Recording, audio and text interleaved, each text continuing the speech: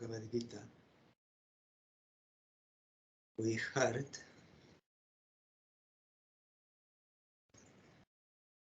the yogin who worships me as the all-pervading and all-permitting Lord of the universe, knowing me as the supreme principle without a second, dwells in me and I in him, whatever circumstances he may be placed in. In all circumstances, he is Krishna conscious. That is why he is never disturbed. And even if in very adverse circumstance, he will not forget Krishna, like Prahlad. Then next verse.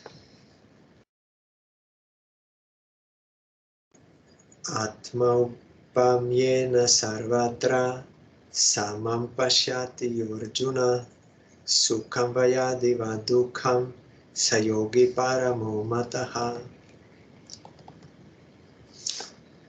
O Arjuna, he is a great yogin who by the realization of self perceives the equality of all beings, who considers all beings as there as his own self, and shares in the happiness and misery of others as his own, because he sees we are all interrelated, same brothers and sisters, of same God.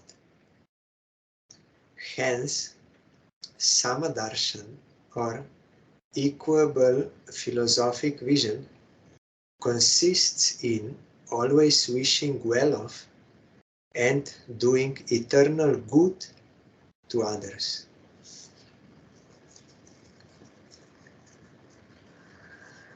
Jivedaya. Some have feeling, as I told you on that day, it is here also 5th chapter, that 17th verse. Buddhists, they also see everyone as part of themselves, so they want to do good to others, but they are doing materially good and for liberation. And Jnanis also, they also see we are all one spirit, now divided, so he also wants to do good to all. But again, sattvic good and for liberation. And devotee also sees Samadarshan, he sees everyone as equal because everyone as belonging to Krishna. And they know that the real problem of Jiva is his aversion to Krishna. So his well-wishing is for eternal welfare of others. So he tries to motivate those Jivas who are averse to Krishna to submit to Krishna, to their eternal master, for their own eternal good.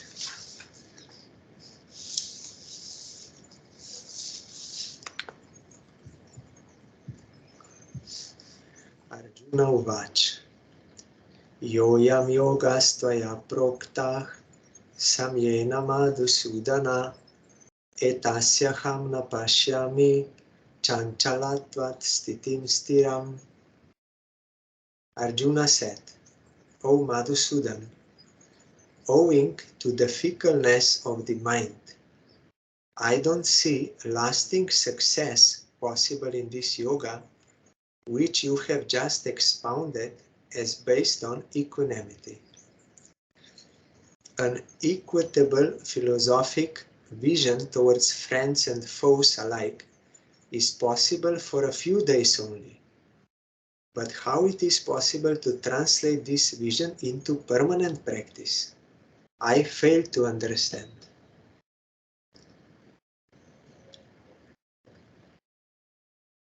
Then further, Chanchalam hi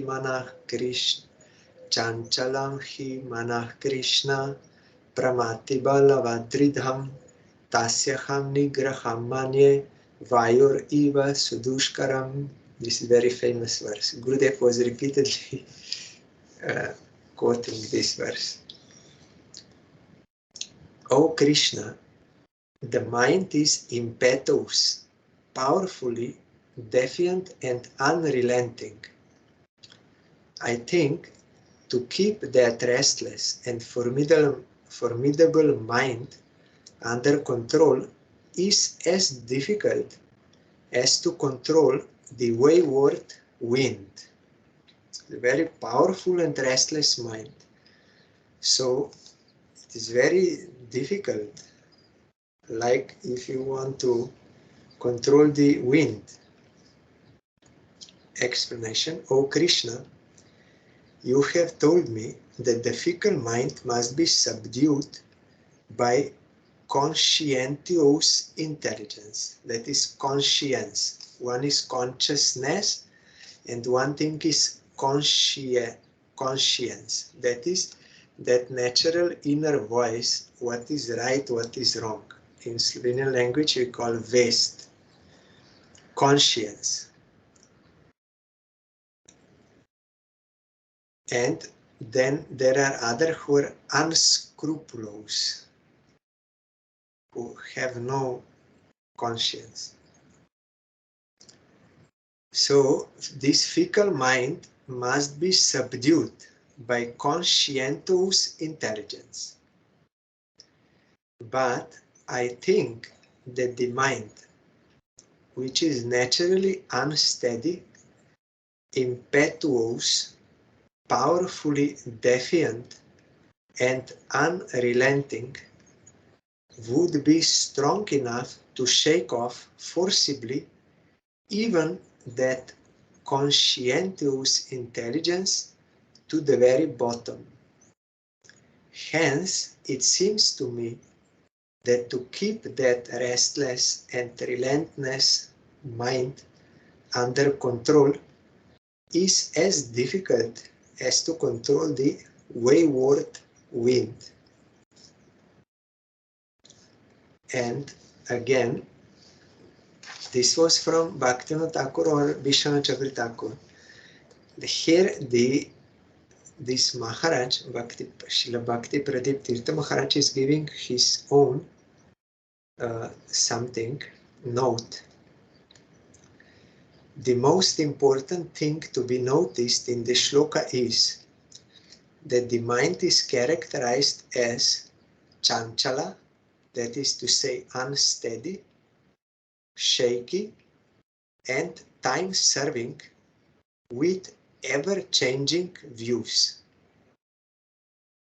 The next, pramati, that is to say, can shake off and steer even the steadiest intelligence to the very core. 3. Balavat, that is to say, naturally so powerful that it defies even the firmly determined intelligence. Even as a strong disease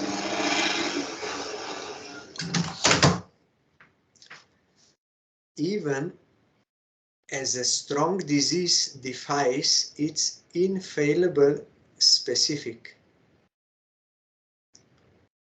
And 4. Dridha, that is to say, so stern, willful and unbending. You cannot bend him. He will not bend. Like a hard iron bar against a needle. Hard iron bar with needle, you cannot do anything. That it is almost impenetrable and hence insuperable, you cannot cross, to be got over even by the subtlest intelligence. Just as it is very difficult to suspend the wayward wind by Kumbhaka in Ashtanga Yoga, so also is the case with the mind, which is very difficult to subdue by artificial means or by mental exploitation or explorations. So Arjuna gives this to Krishna, and Krishna replies, Shri Bhagavan Uvach, Asankshayam Mahabaho Manodurni Graham Chalam Abhyasena tu Kaunteya Vairagyena cha Grihyate. The Supreme Lord said, O mighty Arhat, no doubt the Vidgeti mind is very difficult to control. But the yoga system lays special stress upon the fact that this invincible and unsteady mind can be subdued by constant practice and genuine asceticism. Vidgeti. It is something anxious.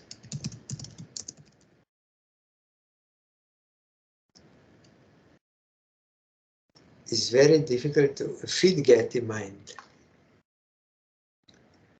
But the yoga system, Gurudev said, yes, it is true, but it is not impossible. It can be by constant practice. Yes, here Vidgeti means inclined to Vidget, which means restless or uneasy, or anxious, agitated, nervous, uneasy, on edge, shaky, quivering, nervy, all this. Usually Gurudev used this word when he said that deer, seeing the phantasmagoria in the desert, he thinks it is water. He wants to quench his thirst, he goes there, and the more he goes, the more water recedes, and ultimately he dies, Vidgeting.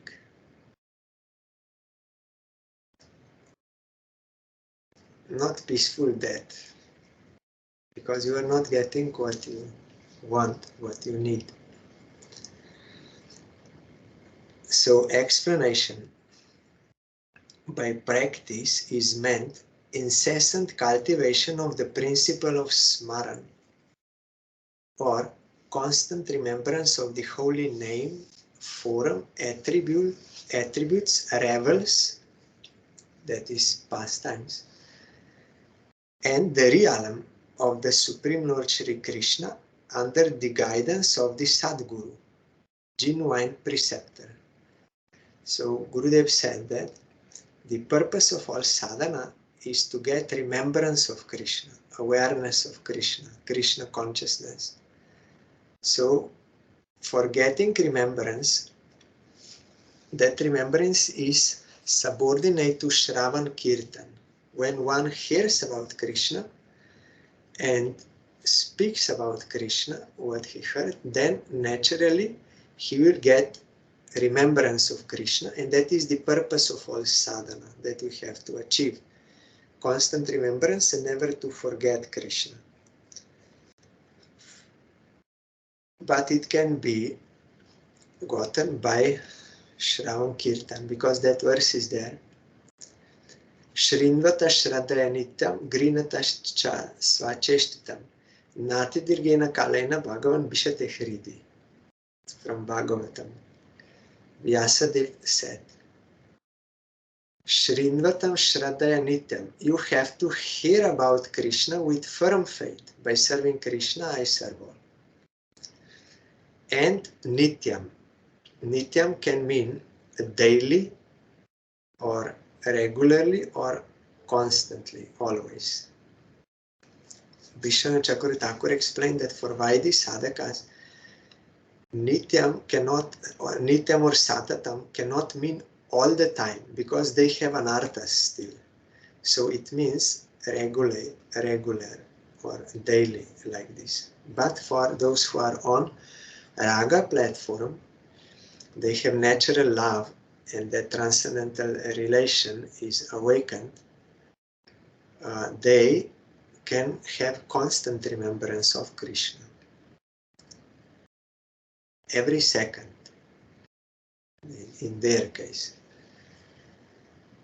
So we have to remember holy name, form, attributes, pastimes, and dham and associates of Supreme Lord Shri Krishna under the guidance of the Sadguru.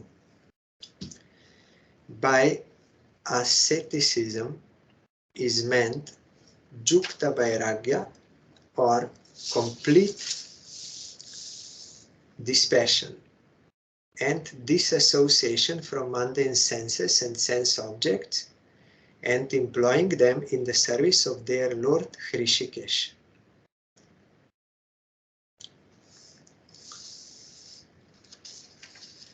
Gurudev said that Krishna is giving hope and reality, that it is not impossible, it is possible, but you have to practice repeatedly. Like child, when he tries to learn how to walk, he will walk for a few steps, then he will fall down, but again he will try, and he will walk for some time and he will fall, like this. Provided he does not stop trying, he will gradually be able to walk constantly. Like that, we also have to try again and again to remember Krishna again and again. Then by this practice, and together with proper renunciation, Jukta Vairagya, to accept things of this world in relation to Krishna and for his service, as favorable for his service, this both attachment to Krishna, and we have to practice attachment to Krishna and detachment from non-eternal things by this proper asceticism. Vishishtam Parampurusha Ragam, Vishishtam Parampurusha Ragam. That Vairagya means to have special kind of attachment to Krishna. That is also Vairagya. Another meaning of Vairagya is this, to be detached from non-eternal things. So complete this passion and disassociation from mundane senses and sense objects, not like yogi and jnani, but employing them in the service of their Lord Hrishikesh. That will be natural, because he is the master of all senses, so they should be engaged in his service. If someone only wants to renounce everything, that is unnatural. He is not accepting natural Sambandha Gyan, that everything belongs to Krishna. I also belong to Krishna, so it is proper to be used in his service. Explanation notes on this verse by Maharaj. The force of the term Mahabahu, means mighty armed, is this. Arjuna, having propitiated Mahadev, can conquer the mind, the bitterest enemy of mankind, by the infallible weapon of Mahayoga, which is unadulterated devotion to the Lord. By the term Kaunteya, son of Kunti, sister of the Lord's father, the Lord assures Arjuna of victory. Mahabaho, mighty armed. I think he got one weapon, if I'm not, I don't know. I think he got one weapon from Shiva when he satisfied him. Having propitiated Mahadev, means Arjuna, Gurudev also said, you are Mahabaho, you are conqueror, or you are mighty armed, Mahabaho. So you can do. Jiva is Mahabaho, can do. Jiva is superior than mind, so can subdue him. It is possible, but by this proper practice and Vairagya, and then Krishna will give his grace, then it is possible to conquer mind.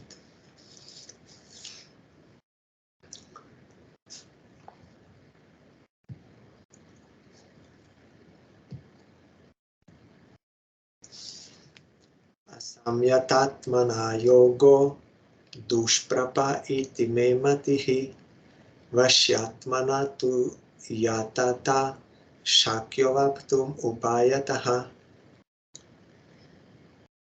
The above yoga system is of no avail to him who does not try to control his mind by constant practice and genuine asceticism.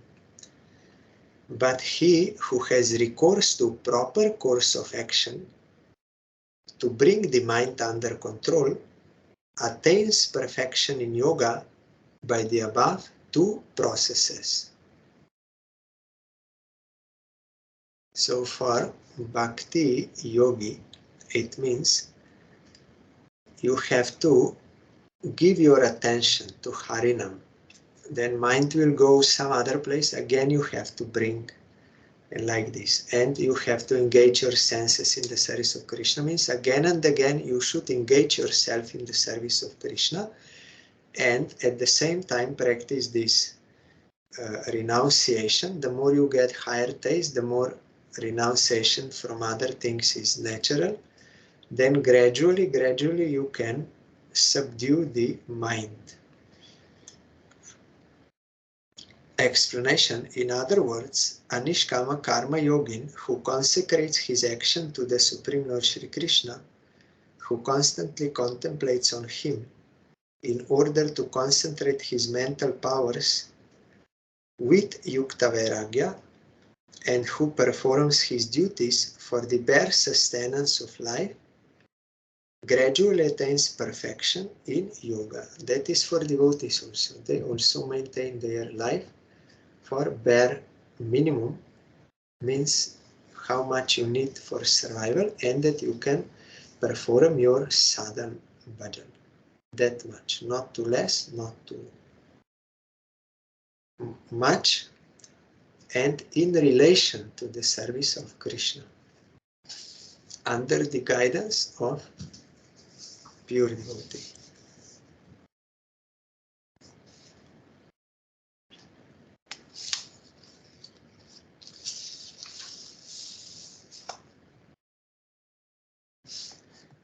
Arjuna Uvach.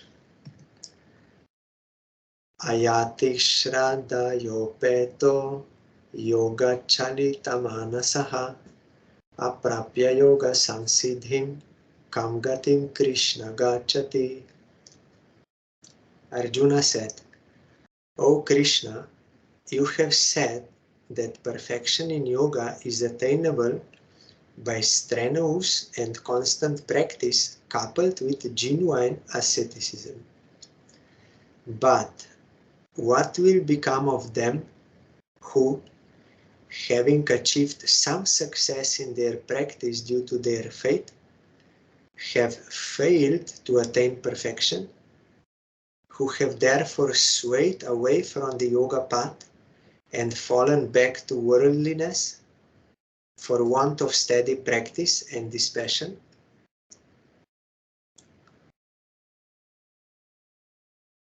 Achino bhaya vibrashtash chinabram iva nashyati apratishto mahabaho vimuda brahmanah pathi. O do mighty armed, but supposing a yogin is fallen from both the paths of sakama karma and yoga, and thus becomes insecure and lost on the path of Brahman, is he not doomed to destruction like a riven cloud? Explanation: O do mighty armed, no attempt in yoga is possible without relinquishing sakama karma. That is, karma with some desires, which is beneficial to the ignorant, because by sakama karma the ignorant enjoys happiness in this world and celestial pleasure in the next. But supposing a yogin, having discarded sakama karma, fails to achieve perfection in yoga due to negligence in practice or indifference to yukta vairagya, and therefore being deflected from the path of Brahman, thus becomes insecure. Is he not doomed to destruction like a riven cloud, severed from the one and dissolved on the way before mixing with the other? Riven cloud.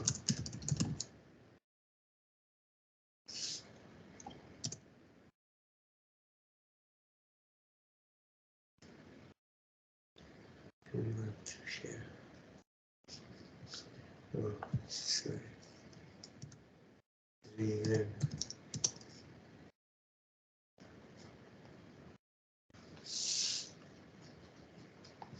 One second.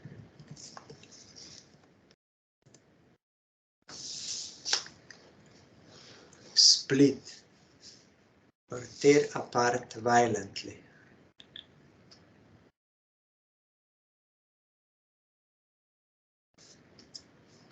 So, Arjuna is saying, if one wants to practice yoga, he has to give up sakama karma.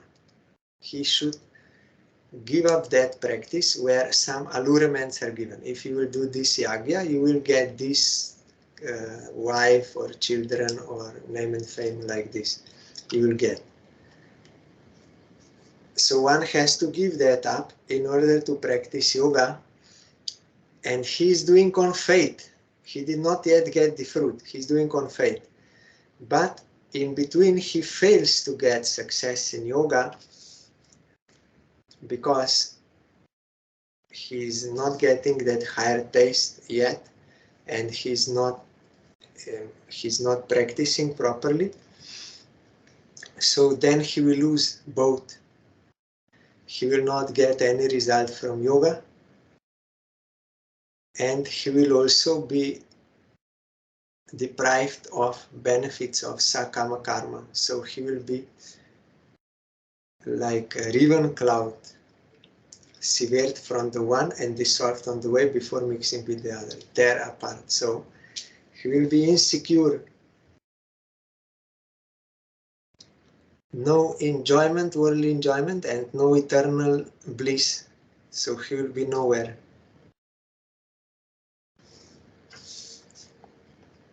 Next, Krishna is saying, no, this is still Arjuna saying, Etan me sankshayam Krishna chetum arhasya sheshataha tvadanyah samshayasya chetana hi upapadyate. The author of the sutras are not omniscient. Thou art the omniscient Supreme Lord Shri Krishna. None save thee can remove this doubt which assails my mind. So be thou pleased to dispel the gloom of doubt totally from my mind.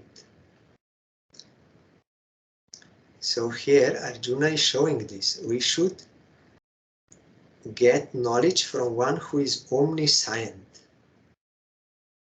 He can remove all doubts and he can give proper guidance. This is very important. Our Gurudev also used to always repeat this point.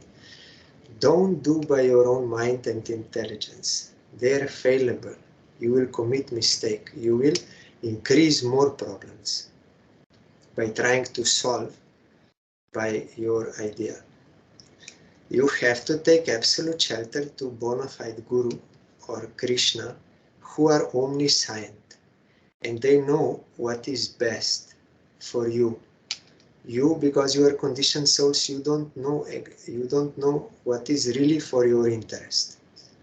So you will be inclined to certain thing, and that will increase problems. So in all circumstances, whenever there is any difficult situation like this, in Bhagavatam you will find always there is some dilemma or something, then always they will take shelter of Supreme Lord. Then he will solve that. dilemma. They will get proper guidance. Like that, we always have to some circumstance comes, then we have to pray to Gurudev. How I should adjust to this situation? What I have to do in this situation? Then if really I am open for getting guidance from Guru, I will get it, surely.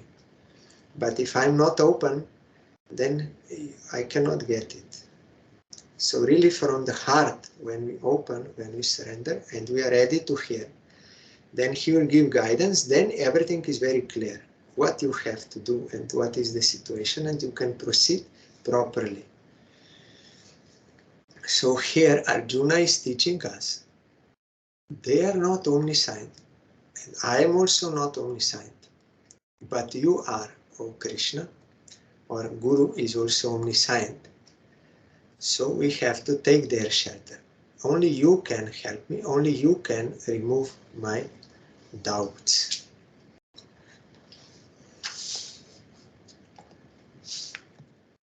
Bhagavan Uvach Parthanaiveha namutra vinashastasya vidyate nahi kalyan krit kaschit durgatim tatta gacchati.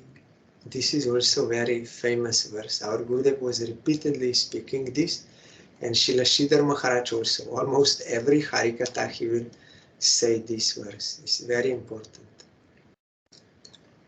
The Blessed Lord said, O Partha, means Arjuna, a practicer of yoga never descends to damnation, either in this world or in the next. Never does ill befall a yogin whose ultimate end is the eternal good of all. So this part, Nahi Kalyan Krit Kaschit Durgatim Tata Gacchati. Our Gurudev translated this, one who sincerely wants eternal welfare, he will never be deceived. Kalyan means welfare, here means eternal welfare. Durgatim Tataga, he will not go to Durgati, to bad end. He will never fall and he will never be deceived like this. One who is sincere, that Jiva who is sincere. Jiva, sincerity for Jiva means desire to serve Krishna, not sincerity in worldly sense, speaking some worldly truth. That is of course good, but it is not that spiritual sincerity for Jiva which means inclined to serve Krishna. So such sincere soul who wants eternal welfare, Krishna will always guide him, always will help him and protect him from fall. He will never go down, one who wants eternal welfare. And here explanation is there. There are two classes of men, the righteous and the unrighteous. Those who are sensual and lead irregular lives are unrighteous.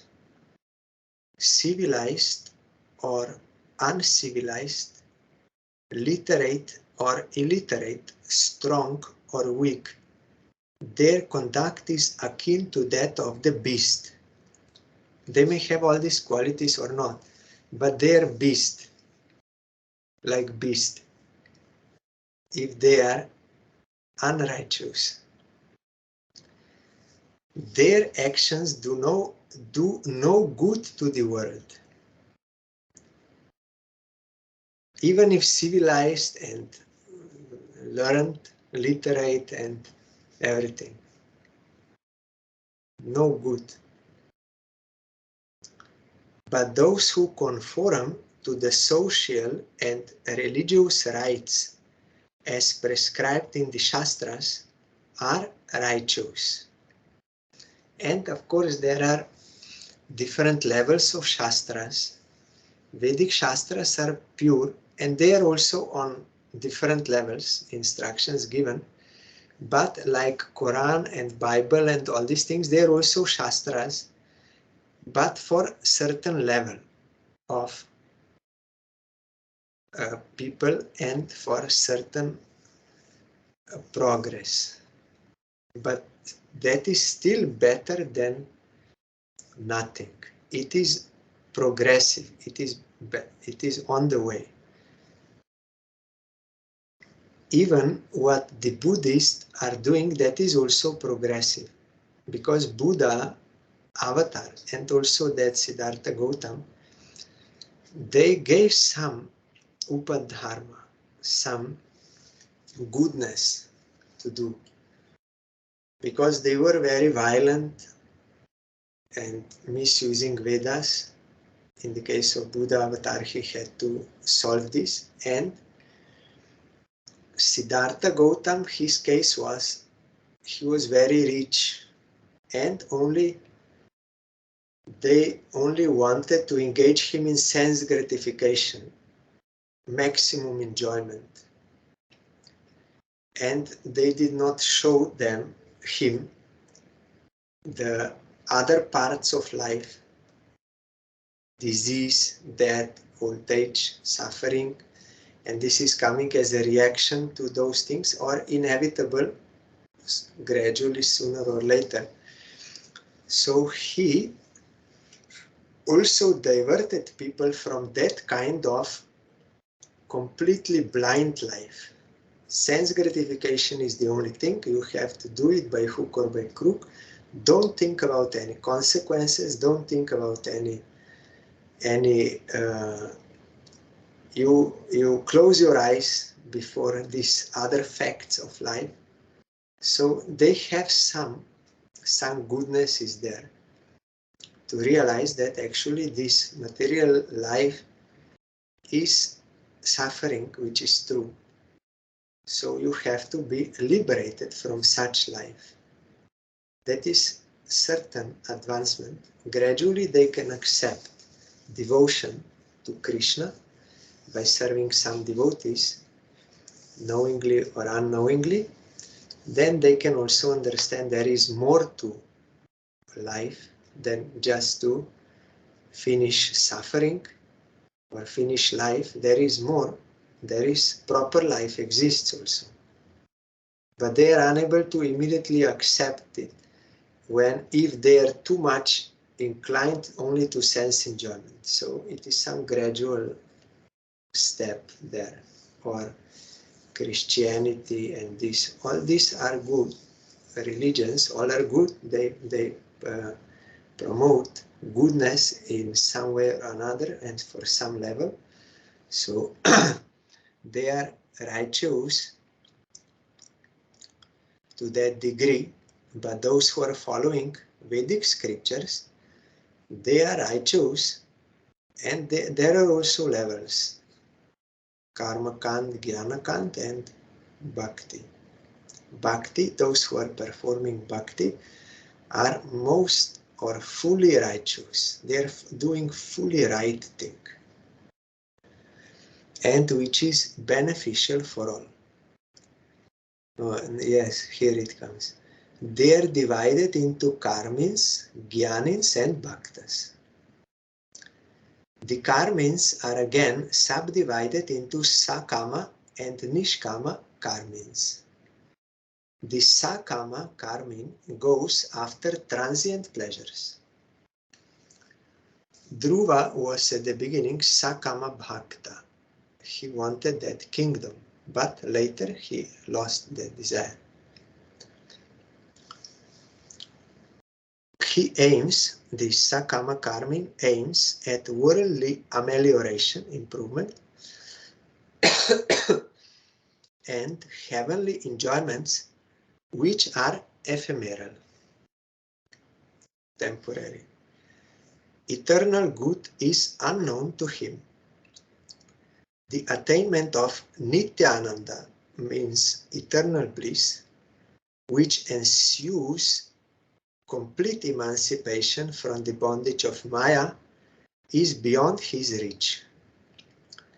That which does not aim at eternal bliss is worth nothing from this standpoint, from this angle. But it is not like absolutely nothing, because they are regulating their life according to Shastra. So that will give them gradual progress when they will be able to accept Gyan, when their heart will be purified by doing that karma. Then Gyan will come, then they will understand there is eternal bliss also. When karma kanda aims at eternal bliss, it is Nishkama Karma Yoga, by which purification of mind, real knowledge, deep meditation, and ultimately pure devotion are gradually attained. A karmin becomes a tapasvin or ascetic when he renounces all sensual enjoyments and is perfectly dispassionate, desireless. Austerities, however severe, aim at nothing but self-enjoyment in the long run.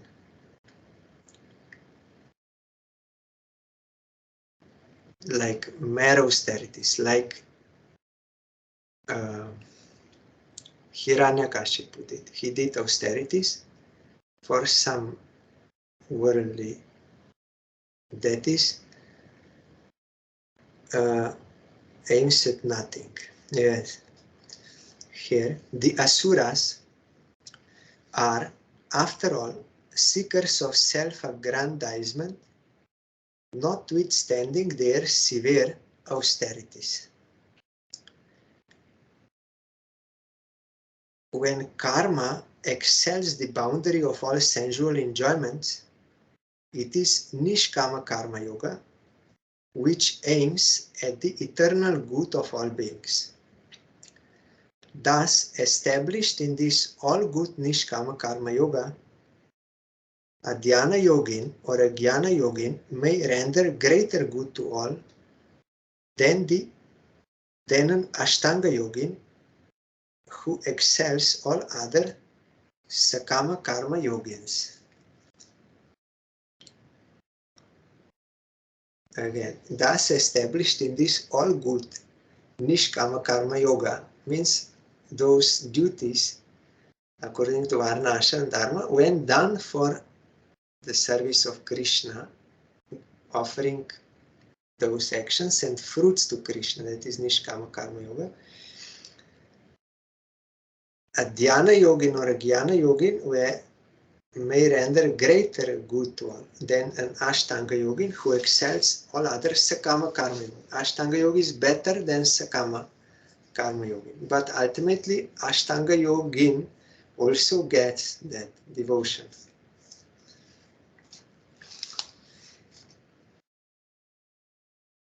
Yes. Gita is a comparative study of all Vedic knowledge, and conclusion will also come gradually.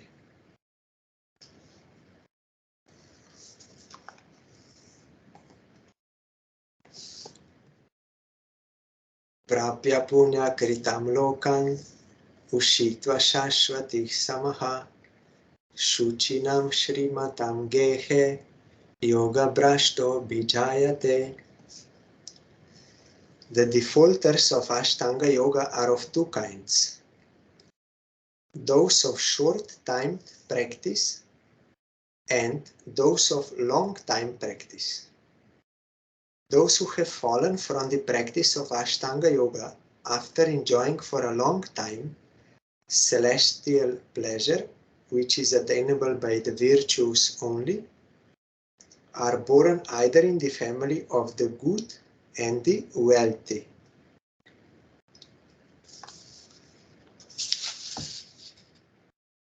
So they are those who were doing Ashtanga Yoga but failed to achieve perfection still what they did is not lost. They will get chance in next life to continue from where they were, and if he practice less time, then he will be born in good family which will give him facility to practice and wealthy. So good family, they will not put obstacles. They will not say, why you are not eating meat, all the time trying to oppose whatever good someone wants to do. Family members, parents, like they will always try to oppose because they are not good, they are bad, demoniac. So that is more obstacle. But if one will do some practice in this life and he will not get perfection yet, then in next life he will get this facility of good family and also wealthy. There will not be economical problem, so he does not need to spend so much time and energy for his maintenance, so he can spend more time for direct practice of yoga or bhajan. This is principally same for bhaktas also. Those who practice devotion and may not get pure devotion in this life, they will get human birth in next life and it will be helpful.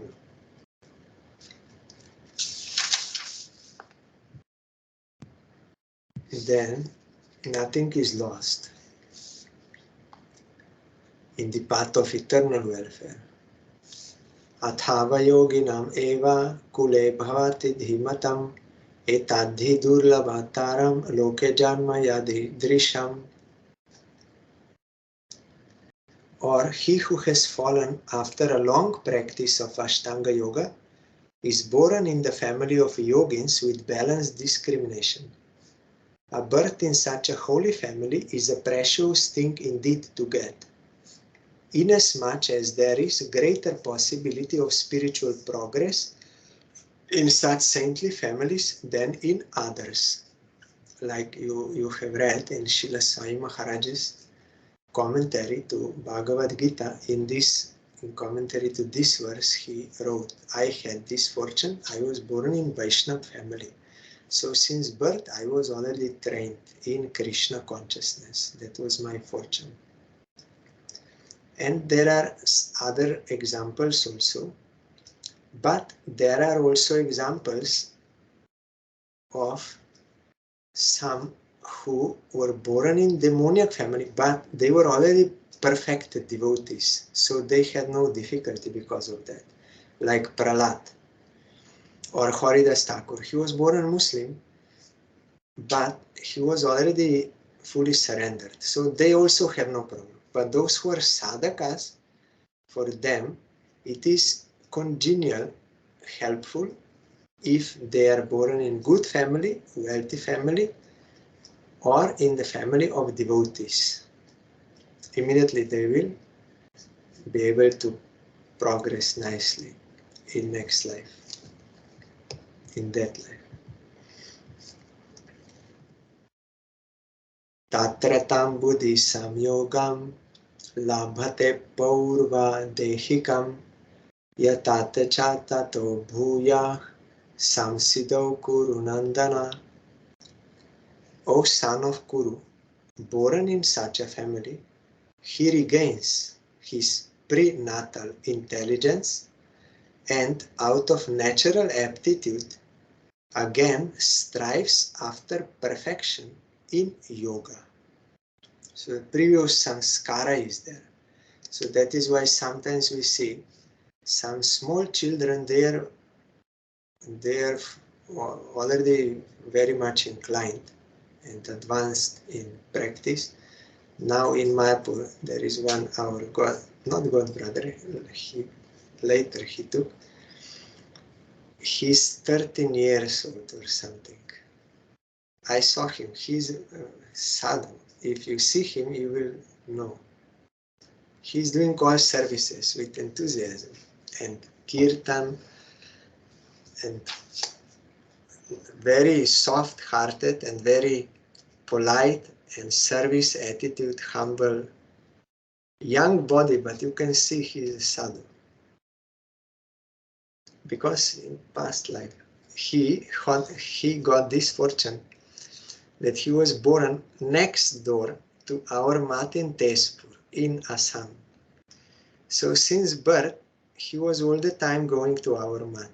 There he got association of Srila Bhagavad Goswami Maharaj, and he knows everything. Play mridanga, sing instruments, and cooking and service, everything.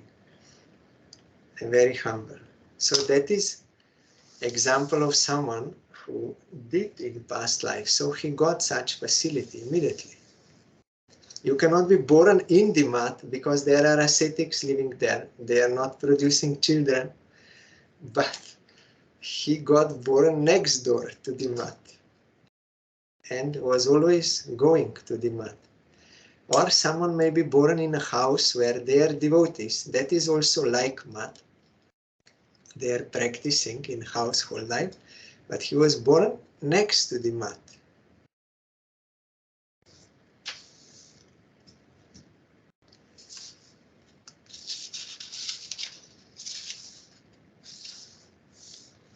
So tomorrow we will hear further. Hari Bol.